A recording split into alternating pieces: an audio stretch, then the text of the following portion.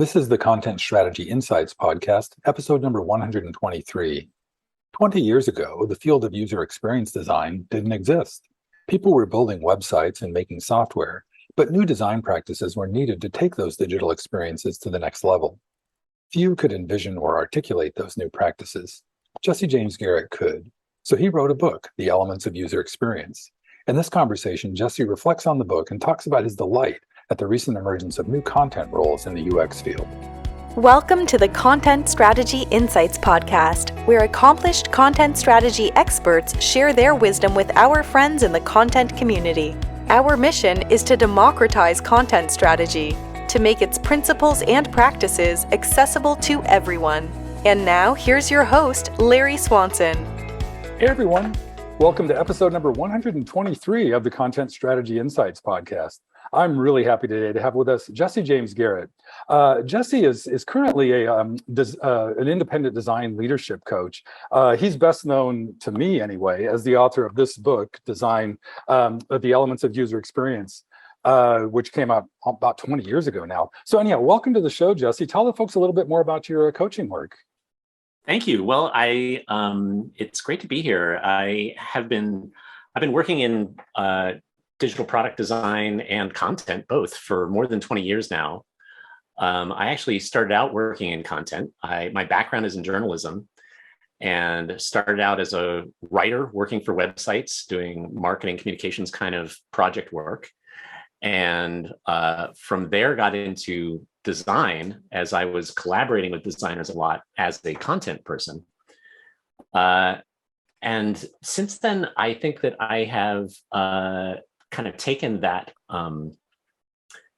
mindset, that sort of narrative-oriented mindset into my work, first as a designer, and then I co-founded a company called Adaptive Path in 2001. We were one of the very first UX consultancies back when we had to explain to everybody what that was about, why we were there, and what the value was that we brought. And that provided for me, I think, a different opportunity for me to use my storytelling skills. Yeah. Hey, let's go back, because we were talking just a little bit before we went on the air about that you had actually come up with the insights and started the book before you started Adaptive Path. Like the book predates Adaptive Path. So I want you to talk a little bit about the book and then about Adaptive Path, because Adaptive Path was such an influential agency. But first, the book and your insights about UX and how you articulated them. Yeah, well, as I said, my approach to design was always very much through this lens of narrative, I was always looking at experiences as stories about users before we had the concept of user stories per se. And I found as I was collaborating with designers from a content mindset, a content sort of orientation, I had a lot of explaining to do. I had a lot to help both the designers as well as the engineers that I was working with to help them understand what I was doing at the table as a content person. And that really informed the development of the model, the Elements of User Experience, which I started honestly just as a thing that I would draw on the whiteboard during meetings to help people understand these are all the things that we're thinking about, and this is how we're approaching it as a team, so that everybody could understand kind of where their place to contribute was. And that went really well. And I started sharing that outside of the company that I was working for. And it went viral, again, at a time when that was not really a concept that we had yet.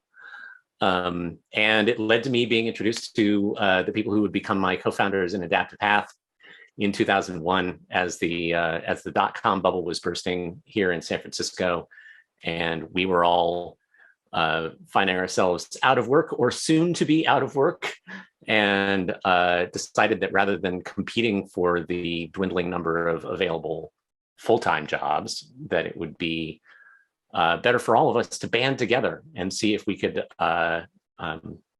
find work as a creative agency. And that has been very successful, or it was very successful.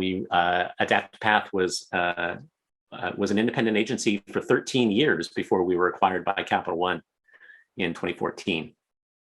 And were all the principals still around at that point? Because yeah, at the point of the acquisition, I was the last of the founders remaining with the company. Okay. But hey, I want to go back to the that story of actually, I want to go back to the model itself, because we've talked about sure. that it exists. And it's going to be hard because this is mainly a podcast. It's going to be hard. It's a very visual artifact. But can you talk about the 5 layers that make up the model? Sure. So the elements model it's a conceptual model that articulates the considerations that go into creating user experience for digital products. There are people who have used the model in other contexts, in non-digital contexts, for other kinds of product and service delivery, and it maps very well to those other contexts, but it was really created for digital product design. And the aim of the model is to disentangle all of the different kinds of problems that you have to solve and questions you have to answer along the way as you're creating an experience. And it visualizes it as this set of these kind of 5 planes that kind of build on each other like a layer cake from bottom to top. And toward the bottom, we have our more abstract and strategic considerations. And as we get closer to the top, things become more concrete and they become more real and more visible and visual. And so each of those 5 layers of the model, we are answering a set of questions. We're getting a little bit more refinement, a little bit more understanding about what our intention is and what our users need. And then we're turning that into more and more detailed understanding of what we're creating together, which is really what the model is intended to facilitate, are those conversations about exactly what we're doing together. Yeah, I think I use a lot of artifacts like that. And I always think of them as conversation starters. It's interesting to hear that's the same way you think of it. And I can see that because, as you said, it's a great tool for disentangling.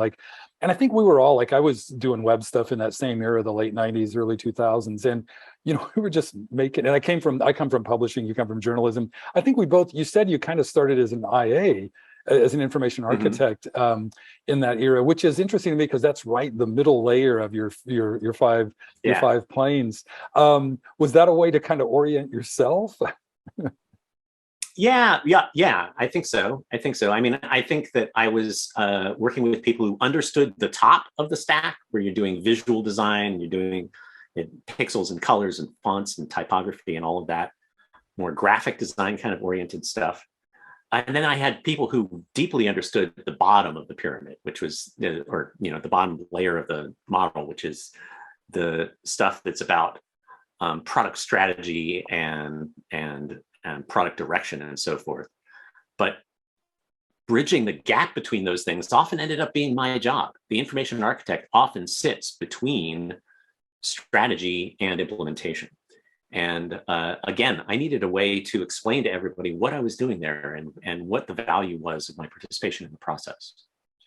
That's really interesting to hear that, because I'll just say that right now, there's a little bit of an identity or some kind of professional crisis happening in the information architecture world these days, that it feels like a lost profession in some ways. And there's information architects, even though there's some of the most accomplished practitioners in the field of user experience design, they don't feel as visible as they used to. What do you think happened there? How did that core linchpin activity become kind of secondary? Or well, I think that there was never as much demand for information architecture work from businesses as there has been evident need for information architecture work on the part of those businesses.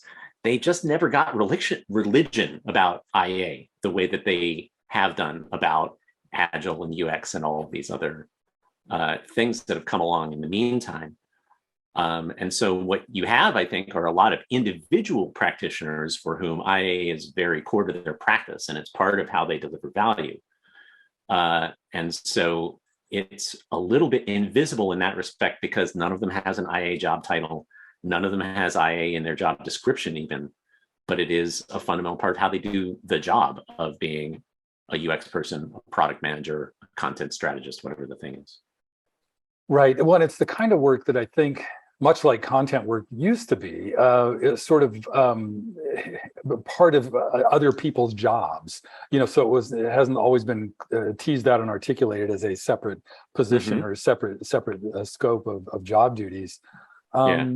And kind of related to that, the thing I was really excited to talk to you about today is that, and when we first connected, we talked a little bit about this, the rise of the content designer or the UX writer. That there's a number. Those are the two main terms to describe this whole new field. As a content person, it's just been really gratifying to watch us finally get a real seat at the table, in the sense that there are lots of jobs out there. It's a fairly well articulated profession at this point.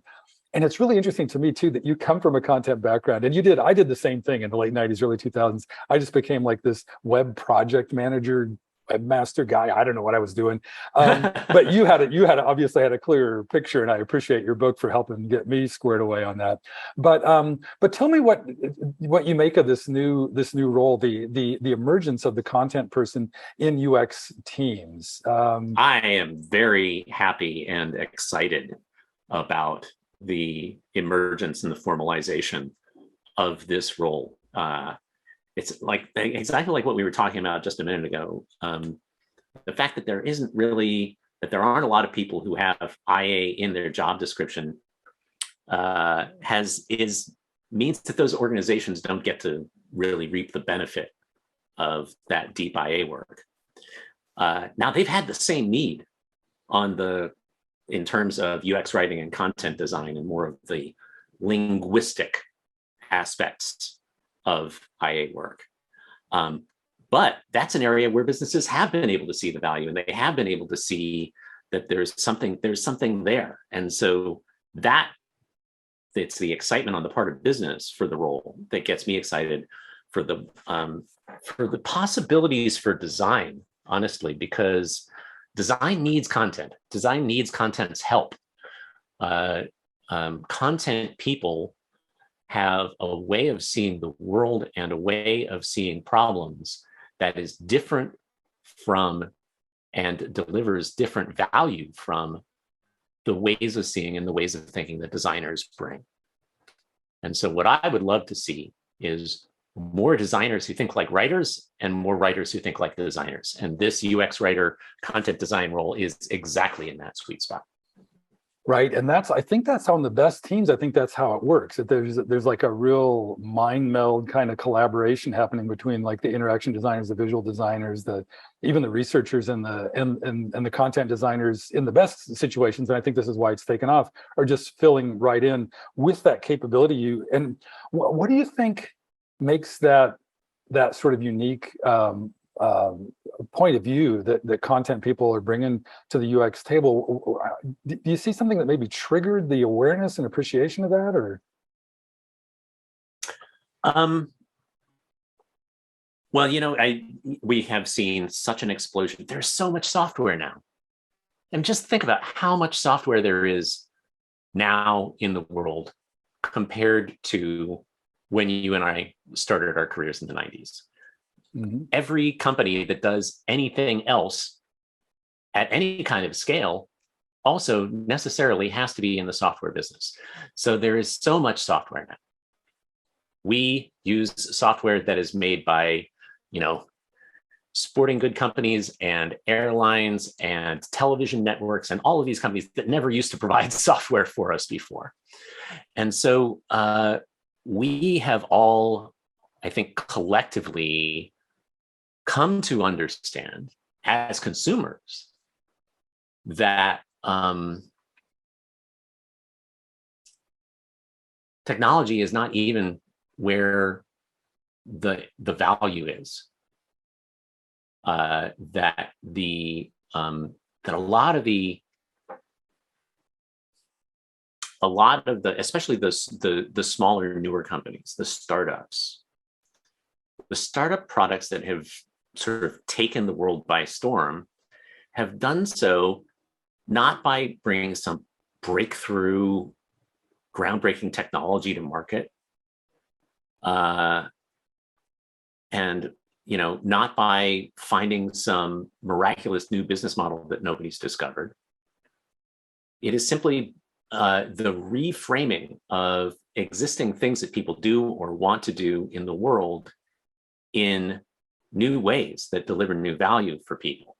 So, like we all had cameras on our phones for years before Instagram came along. Instagram showed people a way of thinking about the camera on their phone that was different from the way that they had thought about the camera on their phone before. When you get into that kind of stuff, that conceptual work, this is the natural sweet spot of a writer. Anyone who deals with language and meaning and concepts has the opportunity to inform product strategy in some really important ways. And I think that more and more organizations are seeing that. Yeah, and the way you just said that, I'm all of a sudden rethinking, like there's this conventional wisdom, like I think Twitter and the iPhone were introduced in roughly the same year, around the same time period. But like the way you just said that insight, that was really Instagram that really showed people how to use their camera. It seems like there's a lot of like these, and again, it's not, and it's to what you were just saying, it's not really technology driven. It's like more experience design driven, that people like figure out like what to do with that technology. And can you talk a little bit more about like, because, I know a ton of, we all do, plenty of really smart, creative, experienced designers and engineers. Do you feel like bringing content into the mix is it's kind of like a chicken and egg thing? Are they bringing the content people in because they need to explain all this awesome stuff they're doing better, or are things getting more awesome because there's more content people involved? Yeah, well, that is an interesting question. And then I think there's the third player in the mix there, which is product, and how the folks in with responsibility for product, to what extent do they think of content as being central to the way that they deliver value through their product? And again, going all the way back to elements, a big part of what I was doing with that model was justifying to people who thought they were building a pure technology product that they still had content and conceptual considerations as part of what they were doing, and to help people understand that there is a necessary place for that kind of more conceptual work. Mm-hmm. You mentioned product a few times now, and startups as well. And one of the kind of prototypical product people is like the visionary who founds a startup, and is there like something to look for in those people? Like, because I know a ton of those folks, and most of them think of, many of them, not most, many of them think of content as like marketing material, and that's it. That's how they think of it. Do you think, like, one, is it just a matter of helping them see content differently, or are there people who just kind of innately get the benefits of a good content element in their design practices? Yeah, so much of it has to do with the specific background and orientation of those leaders, especially in smaller organizations, but across the board, leaders are so the specific characteristics of the person in that seat end up having such an enormous influence on the rest of the organization and the way that the rest of the organization chooses to go about doing what it does. You have a product leader who comes from a strong engineering operations background, for example. It might be a little more challenging to help them understand the value and the role that content plays.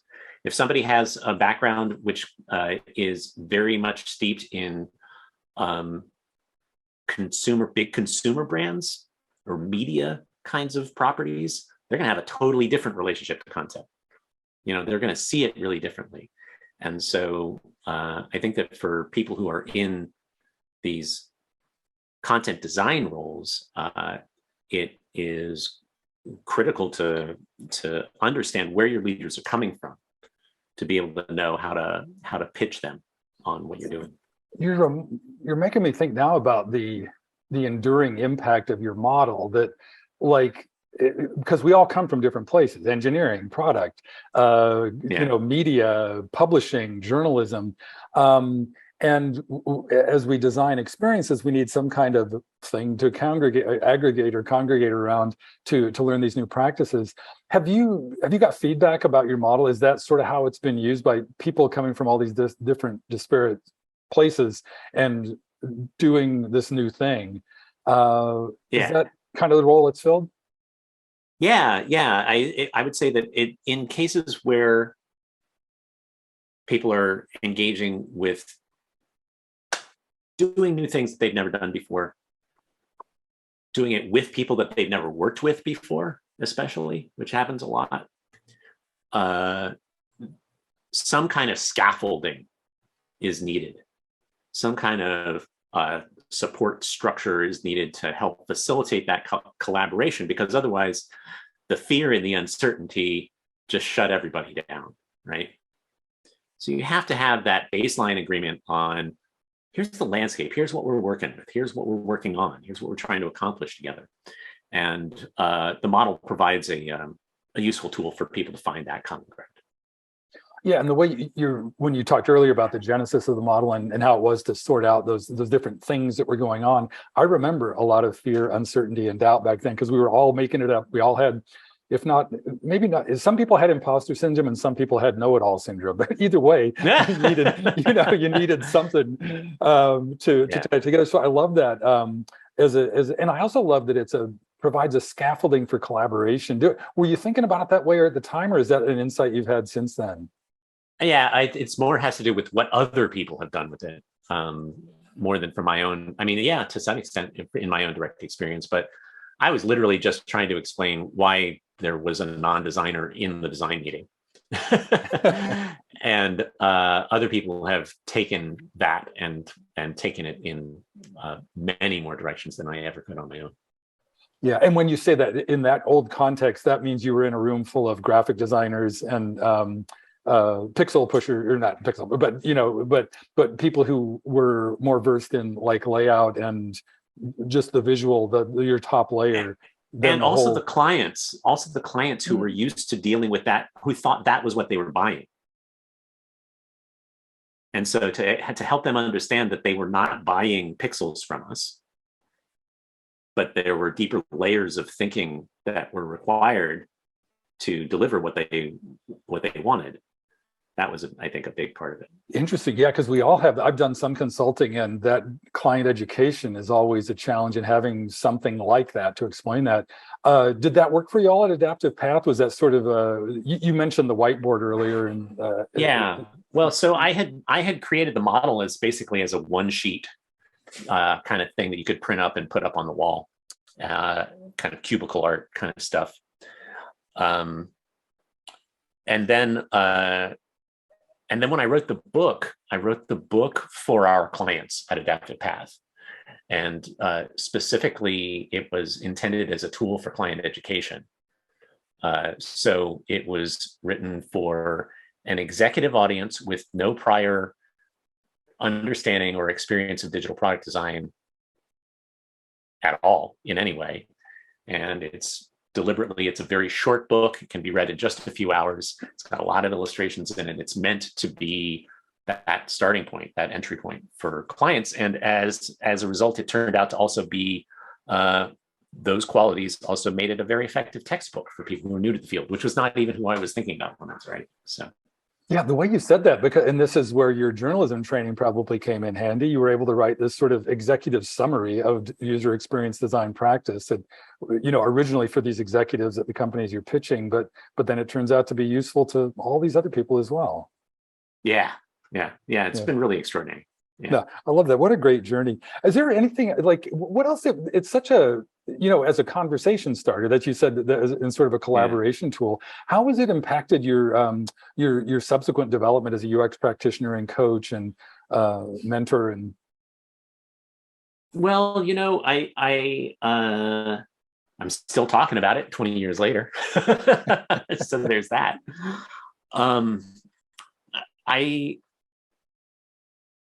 I think that for me, it is part of a larger pattern of trying to help people, trying to create understanding between people through my work. And that has continued on from, we started Adaptive Path and nobody knew what UX was, which meant that we had to educate everybody. We had to educate the clients. We had to educate our fellow designers. We had to do a lot of, beating that drum. And in the course of that, the aim was always to give people tools that they could take back with them, and they could connect with the people around them using the different methods and the processes and all of the things that we created. And now, as an independent leadership coach, so I work one-on-one privately with leaders of design teams, helping them to create more connection among the people on their teams, because that's what keeps teams resilient. The difference between a team that falters and fails and breaks down and everybody quits as soon as the project is over, and a team that is healthy and growing and delivers one success after another, it inevitably, in my experience, comes back to the skills of the leader, especially the interpersonal skills of the leader in helping to navigate and negotiate and foster healthy, trusting relationships among the people on their team and between their team and the other parts of the organization that they have to work with. So in a sense, there is a straight line trajectory from elements through Adaptive Path all the way to the work that I'm doing right now. And it's all about connection. Right. And the way you just said that, I can see that main benefit. And so the work you do with your clients is mostly around the interpersonal communication and getting those skills together. Are there other aspects to the coaching? Because I think a lot of people listening to this will, will appreciate that insight. But are there other like elements of your coaching practice that really help design leaders? Yeah. Well, I one of the big things about design leaders is that at this point, at the moment that they become leaders, they have had almost no actual preparation for the actual job. Most design leaders became design leaders because they were very, very good designers and they got promoted. That doesn't necessarily mean that they know how to be leaders at all. It's a whole different skill set. And so what happens often is that they naturally, as we all do, they emulate what they see. And they emulate patterns of leadership and ways of interacting that may or may not be appropriate to design work as opposed to other kinds of work, may or may not be appropriate to the organization that they're in.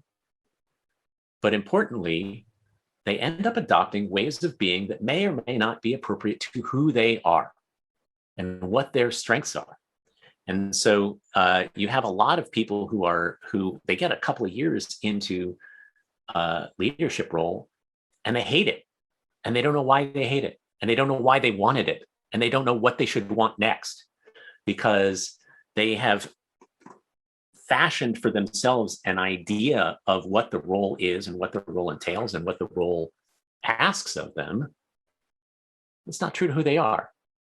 It's not true to the value that the genuine value that they have to bring. So helping leaders connect to their own strengths, their own authentic value that they have to bring, and their own sense of purpose of what they want to accomplish in the world. Those things are, I think, the really critical things that I work on with all of my clients that help them to lead their teams from a stronger place. That's great. I think that'll help both. I know that a number of content leaders listen to this podcast, but I also know many more aspiring content leaders. And the way you just said that, I think, can maybe help them get a little bit better oriented before they start ascending the ladder there. Yeah. Jesse, I can't believe it. We're coming up close to time already. I want to just check in, though. Is there anything that we haven't mentioned that you want to be sure we talk about, or just on your mind about UX design or leadership coaching these days? Yeah, I think that it is very easy for us right now at this stage in the development of things to get discouraged about the ways in which this work is not yet living up to its promise. And I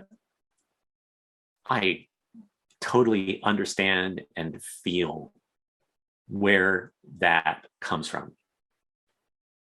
And I believe that we have so many people engaged in this project now, and so many people doing so much good work and bringing such a diverse range of perspectives to this work that will inevitably strengthen the work, make it better, make it stronger.